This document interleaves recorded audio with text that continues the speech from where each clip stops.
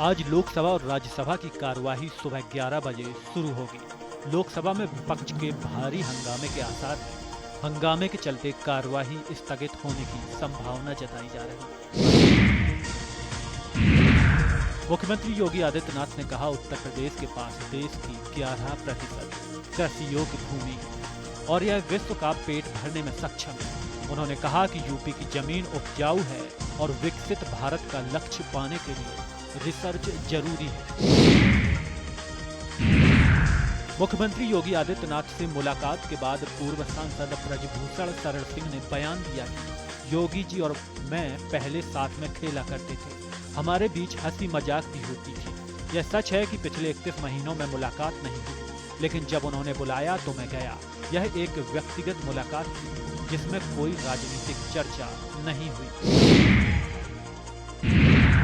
सपा अध्यक्ष अखिलेश यादव ने उपराष्ट्रपति के इस्तीफे को लेकर कहा कि उन्हें स्वास्थ्य कारणों की जानकारी मिली है और यह एक व्यक्तिगत मामला है, लेकिन साथ ही उन्होंने बीजेपी पर हमला बोलते हुए कहा कि पार्टी विपक्ष को वोट नहीं डालने देना चाहती। यूपी में बड़े पैमाने पर वोट काटे गए थे। सपा ने 18,000 ऐसे लोगों के सबूत दिए थे जिनके वोट कटे थे, जबकि वे जिंदा थे। सपा विधायक आर.के. वर्मा ने कहा कि कांवड़ियों के मन में जानबूझकर जहर घोला जा रहा है, इसी कारण वे अराजकता करते हैं। उन्होंने कविता लिखने वाले शिक्षक पर हुई कार्रवाई को गलत बताया। वर्मा ने आरोप लगाया कि उपराष्ट्रपति से दबाव बनाकर इस्तीफा लिया गया। मंत्री नरेंद्र कश्यप ने कहा कि 2017 से पहले उत्तर प्रदेश में जंगल राज था और विकास केवल इटावा एटा तक सीमित था। उन्होंने कहा कि मुख्यमंत्री योगी आदित्यनाथ की सरकार बनने के बाद प्रदेश भर में समान रूप से विकास हो रहा है और कानून व्यवस्था भी पहले से कहीं बेहतर हुई है। आरओ परीक्षा में नकल रोकने के लिए एसटीएफ और पुलिस की पैनी नजर रहेगी। संवेदनशील केंद्रों पर विशेष निगरानी की जाएगी। योगी सरकार शुचितापूर्ण परीक्षा को लेकर सख्त है। कोचिंग सेंटर और सोशल मीडिया पर भी नजर रखी जाएगी।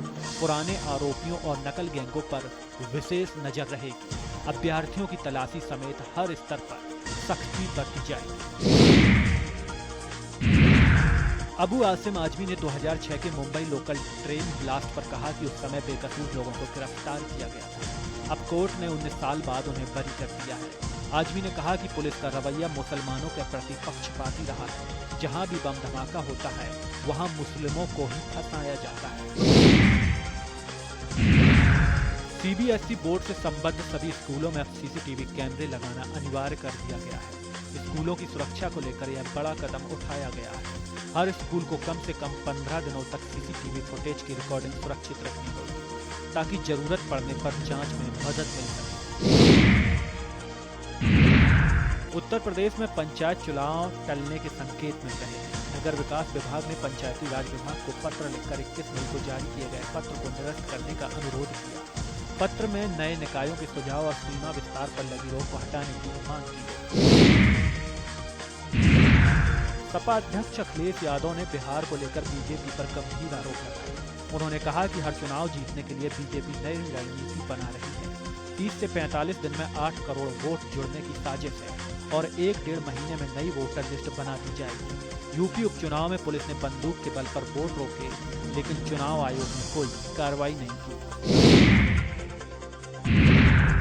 सांसद इकरा हसन पर अभद्र टिप्पणी मामले में योगेंद्र राणा के खिलाफ कार्रवाई शुरू हो गई है।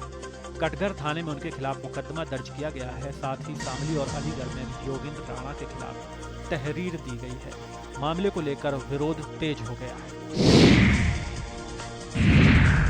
सपा सांसद आनंद भदौरिया ने कहा कि यूपी में समाजवादी पार्टी के वोट काटे गए। उन्होंने ऐलान किया कि एसआईआर के मुद्दे पर पार्टी प्रदर्शन करेगी। भदौरिया ने कहा कि लोकतंत्र में सभी को मताधिकार का अधिकार है और इसे दबाने की कोशिश बर्दाश्त नहीं की जाएगी। पूर्व विधायक अब्बास अंसारी की याचिका पर हाईकोर्ट में सुनवाई टल गई। एडिशनल एडवोकेट जनरल ने मोहलत मांगी, जिस पर कोर्ट ने अगली सुनवाई 30 जुलाई को तय की। अब्बास ने 2 साल की सजा पर रोक लगाने की मांग की है। एमपी एमएलए कोर्ट ने उन्हें हेट स्पीच मामले में दोषी ठहराया था, जिसके चलते उनकी विधायकी चली गई। विश्व हिंदू रक्षा परिषद की प्रेस वार्ता में धर्मांतरण मामले को लेकर गंभीर आरोप लगाए। पीड़ित महिलाओं ने आरोप लगाया कि जमालुद्दीन छांगुर धमका कर धर्मांतरण कराता था। गोपाल राय ने इसे हिंदुओं को खत्म करने की साजिश बताया। गाजियाबाद की एक पीड़िता ने बताया कि उसकी जमीन पर अवैध मजार बनाई गई, जहां नमाज पढ़ाई जाती है और धर्मांतरण कराया जाता है। बीजेपी अध्यक्ष जेपी नड्डा ने पीएसी की बैठक में शामिल न होने पर सफाई दी। उन्होंने कहा कि उपराष्ट्रपति को पहले ही सूचना दी गई थी। मैं और रिजिजू किसी अन्य कार्य में व्यस्त थे। नड्डा ने स्पष्ट किया कि उन्होंने चेयर को लेकर कुछ नहीं कहा, बल्कि जो कहा वह विपक्षी सांसदों के लिए था। मैंने कहा जो कहा वही ऑन रिकॉर्ड जाएगा वाला बयान चेयर के लिए नहीं कहा था। अवैध धर्मांतरण मामले में रेस्क्यू की गई युवतियों की काउंसिल में चौंकाने वाले खुलासे हुए। कारोबारी की 2 बेटियों का धर्मांतरण हुआ था। छोटी बेटी मुजाहिद बनने को तैयार थी। कोलकाता में कट्टरता की ट्रेनिंग मिली। इंस्टा पर इब्राहिम से संपर्क कर दोनों बहनों का ब्रेन वॉश हुआ। नाम आमना और जोया रखे गए। इस्लामिक साहित्य डाक से भेजा जाता था। 4 महीने से गायब बेटियां 4 दिन पहले बरामद हुई। सपा सांसद रामजी लाल सुमन ने कहा कि उपराष्ट्रपति कल पूरी तरह सामान्य थे। ऐसे में उनका अचानक इस्तीफा देना चिंता का विषय है। सुमन ने आशंका जताई कि इस्तीफे के पीछे कोई और वजह हो सकती है, जिसकी जांच या खुलासा जरूरी है।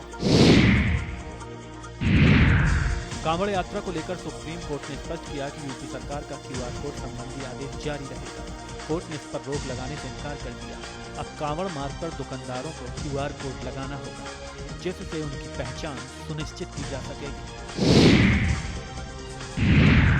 आम आदमी पार्टी सांसद संजय सिंह ने SIR को बड़ा मुद्दा बताया। उन्होंने आरोप लगाया कि बिहार में वोट चोरी की साजिश रची जा रही है, जिसमें बीजेपी और चुनाव आयोग मिले हुए हैं। संजय सिंह ने कहा कि अगर SIR होता है तो चुनाव नहीं होने चाहिए। साथ ही यूपी में स्कूल बंद होने पर भी सवाल उठाए। 8वें केंद्रीय वेतन आयोग को लेकर केंद्र सरकार ने लोकसभा में जवाब दिया है। सरकार ने बताया कि आयोग के अध्यक्ष और सदस्यों की नियुक्ति अधिसूचना जारी होने के बाद की जाएगी। इससे जुड़े सभी निर्णय अधिसूचना के बाद तय किए जाएंगे। अभी प्रक्रिया प्रारंभिक चरण में है। पीएम नरेंद्र मोदी ने एक्स पर उपराष्ट्रपति जगदीप धनखड़ के इस्तीफे पर प्रतिक्रिया दी। पीएम ने कहा, मैं उनको उत्तम स्वास्थ्य की कामना करता हूं। उन्होंने लिखा कि जगदीप धनखड़ को विभिन्न भूमिकाओं में देश सेवा का अवसर मिला और उनके सदैव राष्ट्र हित में कार्य। उपराष्ट्रपति जगदीप धनखड़ के इस्तीफे पर आप सांसद संजय सिंह ने कहा कि उनका अचानक इस्तीफा अचंभित करने वाला है। सरकार को इस पर स्थिति स्पष्ट करनी चाहिए। उन्होंने सवाल उठाया कि प्रधानमंत्री ने इस्तीफे के कितनी देर बाद प्रतिक्रिया दी, यह भी जांच का विषय है।